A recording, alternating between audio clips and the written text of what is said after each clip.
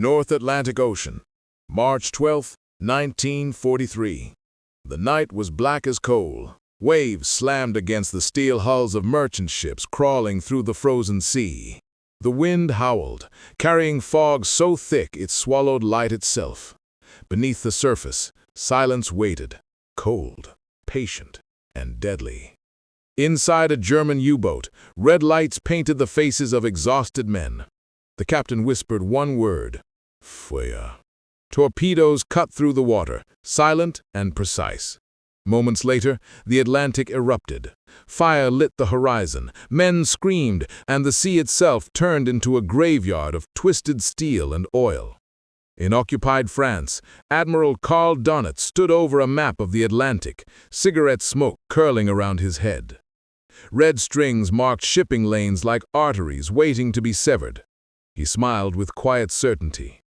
The sea obeys no one, but it fears the wolf. His officers laughed, convinced that the Atlantic belonged to them. But far from the battlefield, in an English manor shrouded in fog, another kind of war was unfolding.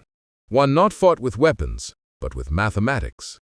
Inside Bletchley Park, a young woman typed endless lines of encrypted code.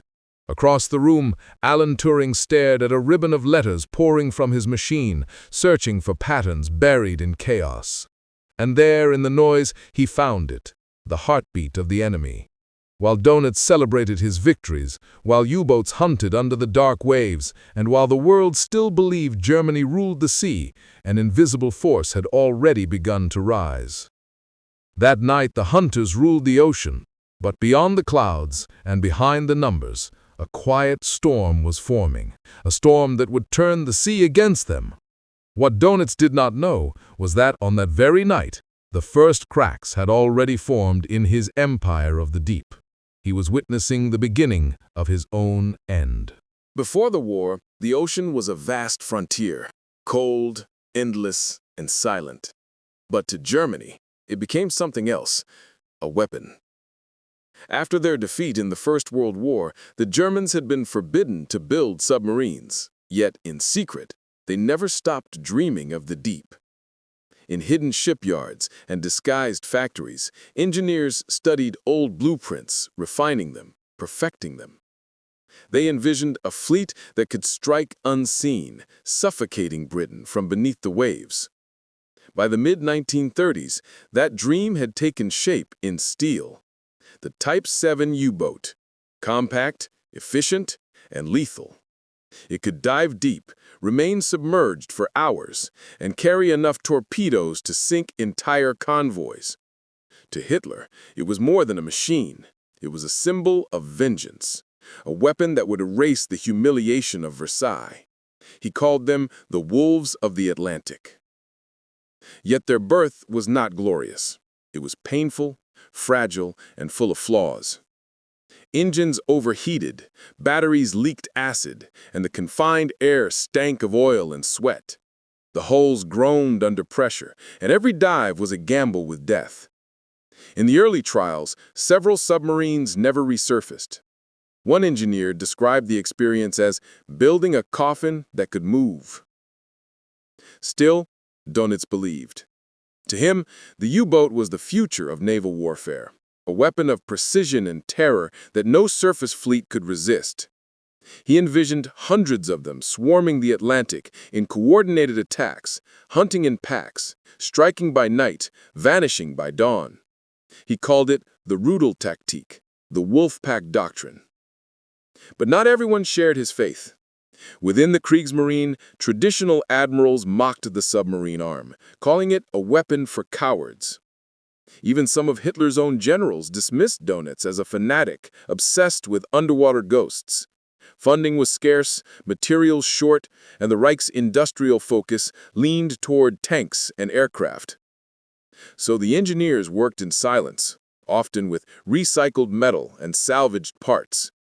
Each U-boat was hand-built, each screw turned by men who knew that a single imperfection could mean death at sea. The crews trained in icy waters, pushing the machines to their limits, and sometimes beyond them. During the winter of 1938, in a frozen fjord off Norway, a prototype U-boat malfunctioned during a deep dive test. The ballast system jammed, trapping the vessel below 200 meters. For 20 minutes, the hull screamed under pressure as the men inside prayed for the surface. When it finally emerged, cracked and flooding, one of the survivors wrote, "We were reborn that day, not as sailors, but as ghosts of the deep." Germany ignored the warning. The failures were buried, the reports rewritten. The Reich wanted results, not doubts. And soon, the wolves were ready to be unleashed. No one imagined that within those steel coffins, within the oil, sweat, and fear, lay the same flaw that would one day doom them all. No one saw that the very systems designed to make them invisible also made them vulnerable. No one imagined that the monster Germany had created to rule the ocean carried within it the silent seed of its own destruction. When war finally erupted in 1939, the U-boat fleet was small, barely 50 operational submarines, yet Dönitz believed that even a handful could bleed an empire. Britain depended on the sea for everything: food, weapons, fuel, survival itself. If the convoys were cut off, Britain would starve before it ever surrendered. In the early months, the plan worked with terrifying precision. U-boats struck from the shadows, emerging only long enough to launch torpedoes before slipping back into the depths. Merchant ships vanished without warning. Survivors floated for days in oil-stained water surrounded by the wreckage of their world. German propaganda hailed the U-boats as invincible predators. Posters called them the unseen sword of the Reich. In September 1939, U-47, commanded by Günther Prien, achieved what seemed impossible. It infiltrated the British naval base at Scapa Flow and sank the battleship Royal Oak, killing more than 800 men in their sleep. The news shocked the world. Hitler decorated Prien personally, calling him the hero of the Atlantic. For Dönitz, it was proof the Wolfpack doctrine was working. Soon, the Atlantic became a killing ground. Convoys burned night after night. The Allies called it the Black Gap, a deadly region in the mid-Atlantic where air cover could not reach and where U-boats hunted freely. In 1940 alone, over 1,000 Allied ships were destroyed. The sea turned into a graveyard of steel and fire.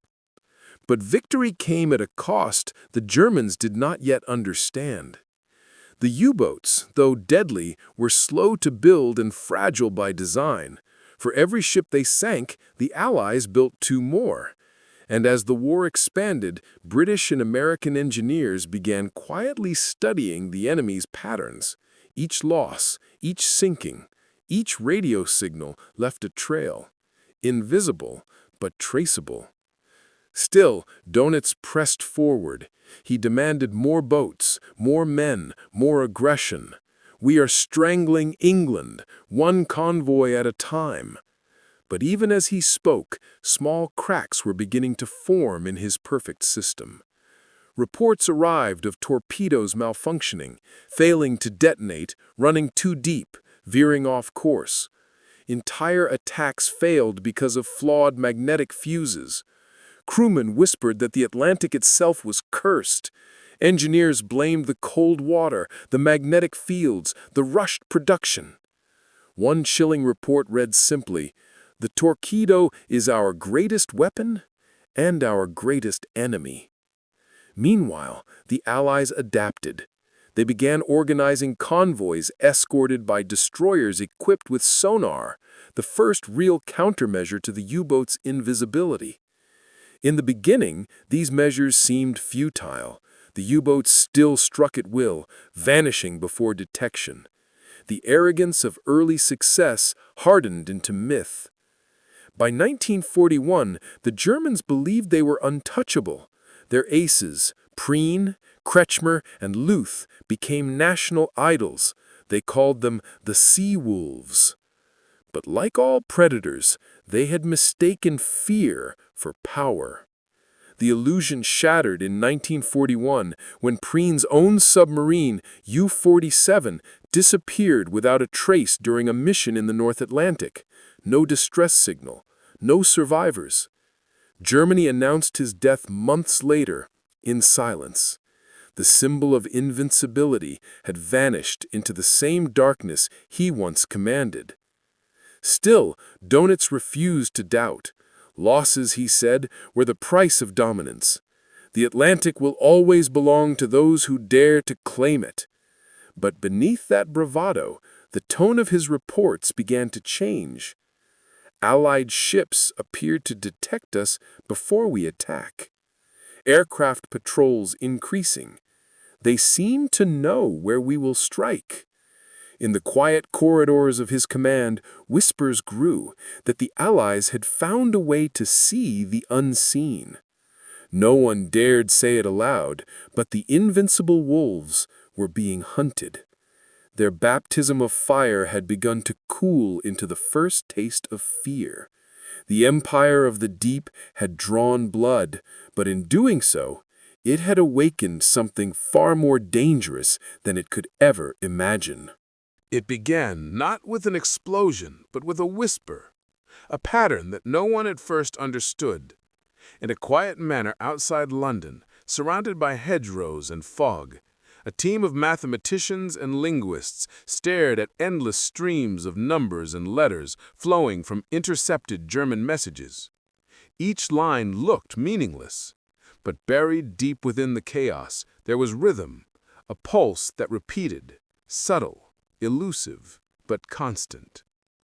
Among them was a man who saw patterns where others saw noise. His name was Alan Turing. To the outside world, he was simply a mathematician, quiet, awkward, often lost in thought. But to those who worked beside him, he was something more, a mind that could think in the language of machines.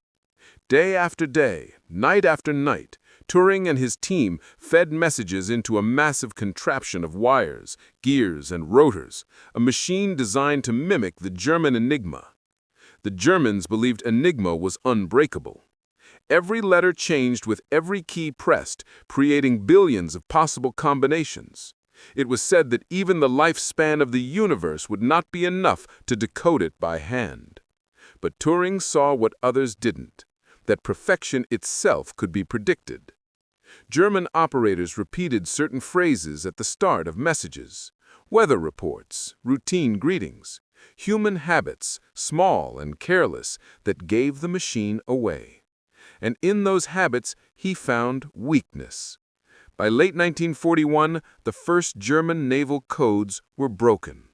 At first, only a handful of messages could be read hours after being sent. But the Allies began to move faster, building decoding stations, training specialists, feeding data into what was, in essence, the world's first digital intelligence network. They called it Ultra, the code name for the greatest secret of the war. The impact was invisible, but devastating. Convoys once lost to the deep now began to change routes moments before ambushes. Destroyers appeared on U-boat paths by coincidence that was no coincidence. German captains reported that Allied ships were bided by ghosts. Meanwhile, a second silent weapon emerged: radar. Until then, the night had belonged to the U-boats. They surfaced under the cover of darkness to recharge batteries, safe from aircraft that could not see them. But in 1942, the Allies introduced centimetric radar, able to detect even the narrow silhouette of a periscope on the ocean's surface. At first, German crews dismissed it as luck. A plane here, a destroyer there, nothing unusual. But then the luck repeated, night after night, in places too far, too deep, too dark to explain. Submarines began to vanish, hit without warning, as if the enemy could see through the ocean itself. The turning point came quietly, almost statistically. In March 1943, the U-boats sank 82 Allied ships. In May, only 34. By July, the hunters were dying faster than they could be built. The mathematics of victory had reversed. Inside German headquarters, panic spread like rot. Reports contradicted one another. Commanders blamed new Allied tactics, spies, even witchcraft. But the truth was simpler and far colder. The Allies had learned to think faster than their enemy. In the Atlantic, men still died by fire and drowning, but the war beneath the waves had changed forever. The wolf pack, once Germany's proudest weapon, was being stalked by something it could not see, could not fight, and could not even understand. It was no longer a battle of torpedoes and steel. It was a battle of minds. And in that invisible war, the Allies had already won. The ocean itself had turned against its former master, and the silence that once protected the U-boats now became their tomb. By the spring of 1943, the Atlantic had become a graveyard. The once proud U-boat fleet, that invisible arm of Hitler's Reich, was being slaughtered in silence. Where once they ruled the ocean, now they died in it. The numbers told the story before the men could. In a single month, 41 U-boats were lost, more than at any other time in the war. For every Allied ship that sank, 3 submarines never returned. The hunters had become the hunted. The crews knew it. They felt it in their bones each time the diesel engines roared to life and the steel doors sealed above them. Every dive could be their last. Each patrol was a sentence written before it began. The ocean had changed. It now echoed with the relentless heartbeat of sonar, the mechanical ping that spelled death. Depth charges rained from the sky in precise, merciless rhythms. Explosions rolled through the water, crushing hulls, bending metal, erasing men. One survivor later wrote, "The sea itself seemed to collapse upon us. It was not the ocean we feared anymore. It was the silence that came after the explosions." The Allies had perfected the science of detection. Convoys were now guarded by destroyers equipped with radar and sonar. Aircraft circled above with lee lights, blinding beams that tore through the night to expose surfacing submarines. The moment a periscope broke the surface, it was spotted. The moment a radio clicked, it was traced. There was no hiding anymore. Inside the cramped corridors of the U-boats, men listened to the rising whine of approaching depth charges. They counted the seconds. 1, 2, 3. The sea erupted. Lights went out. Valves burst. Pressure crushed everything that wasn't bolted down. Sometimes they surfaced, burning, to surrender. Sometimes they didn't surface at all. And above it all, Dönitz kept promising Hitler that victory was near. He sent message after message insisting that new technology, the snorkel, the acoustic torpedo, the faster Type 21 submarine, would turn the tide. But even he could not ignore the truth written in the daily reports. Entire crews disappeared without a single distress call. Boats left port and never spoke again. By the end of 1943, the sea had devoured over 700 U-boats. More than 30,000 German sailors were gone, most without graves, entombed in their iron coffins. The Atlantic had become their cemetery. To Allied sailors, the change was almost supernatural. They had once feared the wolf packs, the unseen predators beneath the waves. Now they hunted them with cold precision. Destroyer captains began referring to their missions as U-boat harvests. For the first time, the fear had switched sides. And with that shift came something even more powerful: respect. The enemy they once hated, they now pitied. Reports from Allied escorts described finding letters floating among the wreckage, messages to wives, to mothers, to children never to be born. They spoke not of hate, but of exhaustion. "We did what we were told, and now the ocean asks for payment," one letter read. The myth of the invincible U-boat had died.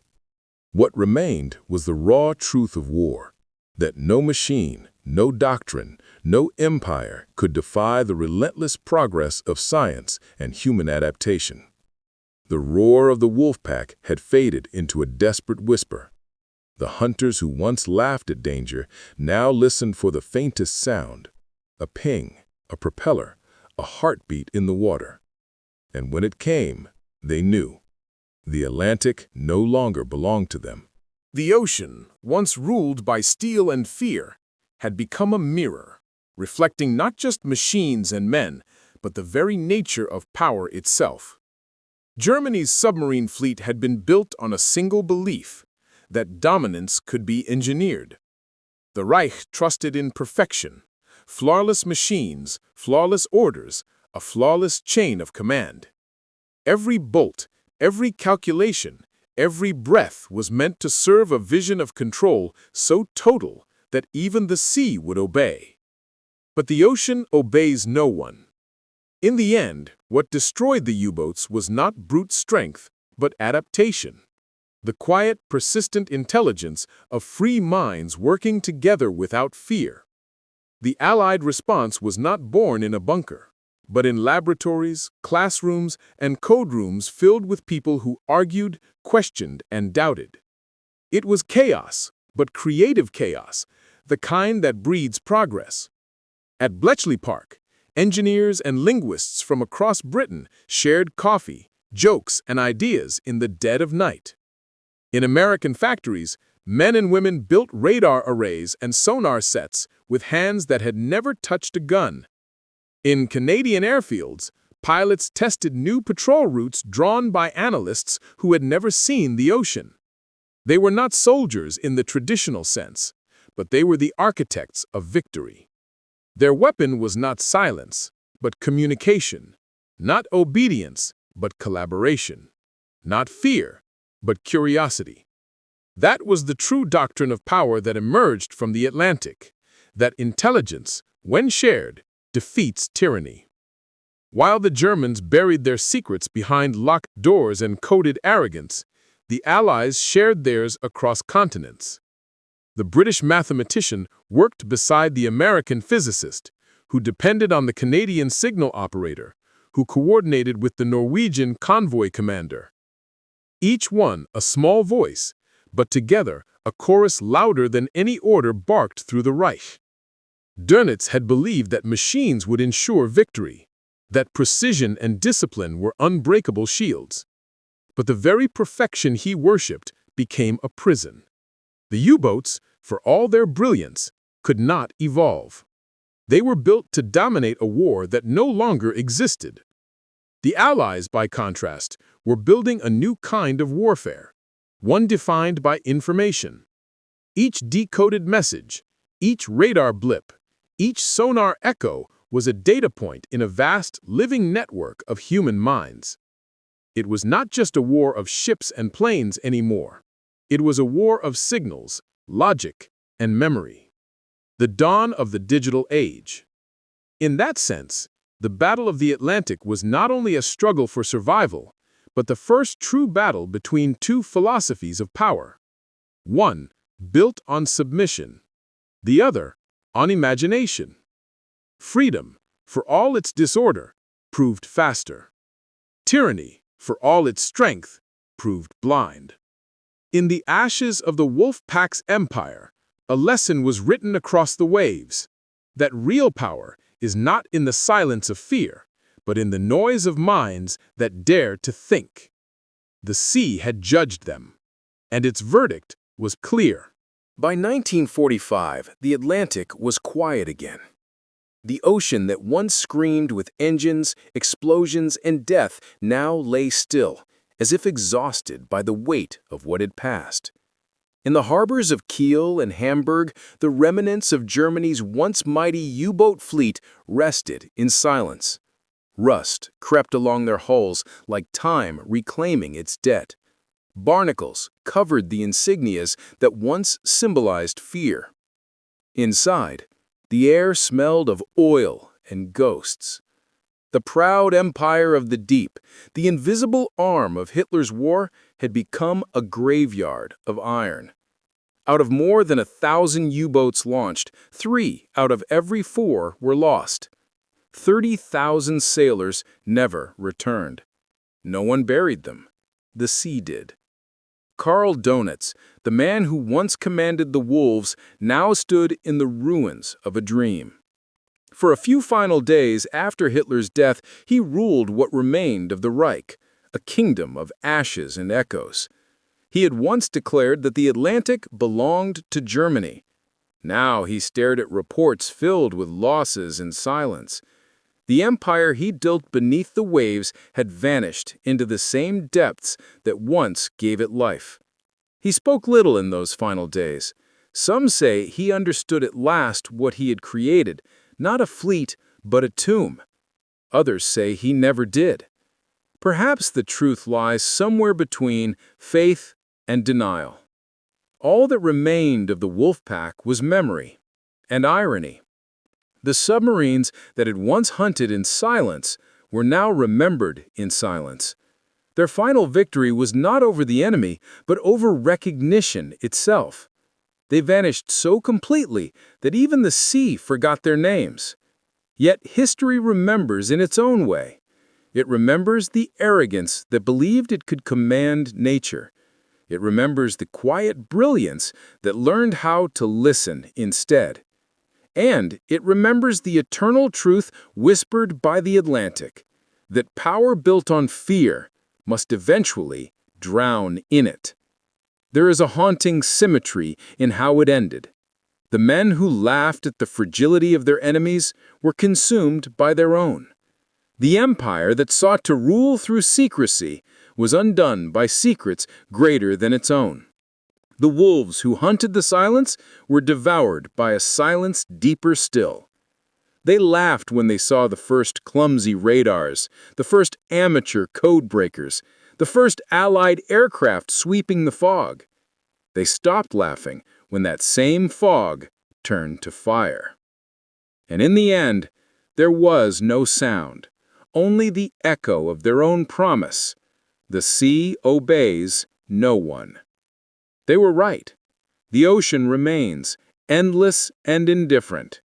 It does not remember who ruled it or who claimed it, but in its depths lie the remains of an empire that tried. The war ended, but the lesson endured. That knowledge, not arrogance, defines survival. That freedom, not control, commands the future. The thunder of war has faded. The sea has returned to silence. But somewhere, beneath the waves, among the twisted metal and forgotten bones, the Atlantic still whispers a warning to all who seek to own it. Power built in silence will always be broken by it.